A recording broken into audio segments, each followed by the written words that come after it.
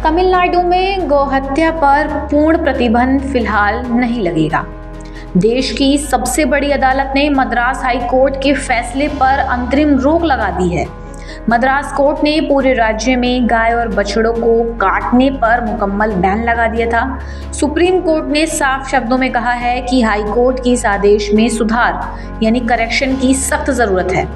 सोमवार 13 जुलाई को जस्टिस विक्रम नाथ और जस्टिस संदीप मेहता की बेंच ने यह आदेश जारी करते हुए तमिलनाडु की सरकार को बड़ी राहत दी है। लेकिन आखिर ऐसा क्या हुआ कि हाई कोर्ट के फैसले को सुप्रीम कोर्ट में चुनौती देनी पड़ी, और तमिलनाडु का वो साल 1958 का कानून क्या है जिसे लेकर ये पूरी कानूनी घमासान खड़ा हुआ।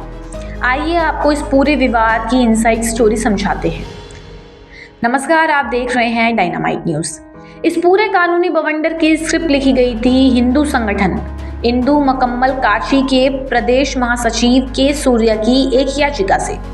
उन्होंने मद्रास हाई कोर्ट में एक जनहित याचिका यानी PIL दाखिल कर प्रशासन की कार्यशैली पर सवाल उठाए थे। याचिका में बेहद गंभीर आरोप लगाए गए थे कि त्योहारों, विशेष रूप से बकरीद के मौके पर नियमों को ताक पे रखकर सार्वजनिक जगहों पर गायों और बछड़ों की अवैध रूप से बलि दी जाती है। याचिकाकर्ता की मांग बेहद सीमित और स्पष्ट थी। प्रशासन को सख्त निर्देश दिए जाएं ताकि सार्वजनिक स्थानों पर अवैध वध को तुरंत रोका जा सके और कानून का पालन हो।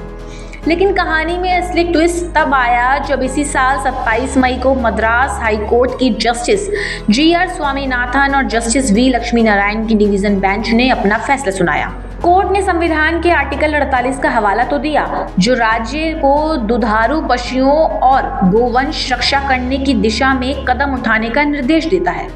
लेकिन हाई कोर्ट कानूनी सीमाओं को पार करते हुए मूल याचिका के दायरे से कहीं ज्यादा आगे निकल गया। कोर्ट ने अपने आदेश के आखिरी पैराग्राफ में राज्य सरकार को एक ऐसा फरमान सुना दिया जिसने पूरे प्रदेश की सियासत और कानूनी गलियारों में हड़कंप मचा दिया। कोर्ट का आदेश था यह सुनिश्चित किया जाए कि बकरीद हो या कोई भी अन्य दिन राज्य में किसी भी गाय या बछड़े का वध बिल्कुल ना किया जाए। यानी एक छोटी सी याचिका पर सुनवाई करते हुए हाई कोर्ट ने पूरे तमिलनाडु में गोवध पर एक ब्लैंकेट बैन यानी पूर्ण प्रतिबंध थोप दिया। हाई कोर्ट का फैसला आते ही इसने पूरे राज्य में एक बड़ा कानूनी विरोधाभास खड़ा कर दिया, जिसके बाद तमिलनाडु सरकार ने तुरंत सुप्रीम कोर्ट का रुख किया। सरकार ने देश की सबसे बड़ी अदालत के सामने दलील दी कि हाई कोर्ट का ये भावुक फैसला राज्य के अपने ही ऐतिहासिक कानून तमिलनाडु पशु संरक्षण 1958 के पूरी तरह खिलाफ है। अब समझने वाली बात यह है कि 1958 का कानूनी प्रावधान क्या कहता है। दरअसल इस एक्ट के सेक्शन 4 के तहत तमिलनाडु में गोवध पर पूरी तरह से पाबंदी नहीं है। कानून के मुताबिक अगर कोई जानवर 10 साल से ज़्यादा उम्र का हो चुका है या वह खेती और ब्रीडिंग के काम के लायक नहीं रहा, तो एक अधिकृत डॉक्टर या सक्षम प्राधिकारी से फिटनेस सर्टिफिकेट मिलने के बाद उसे काटने की अनुमति दी जा सकती है। सरकार का तर्क सीधा था।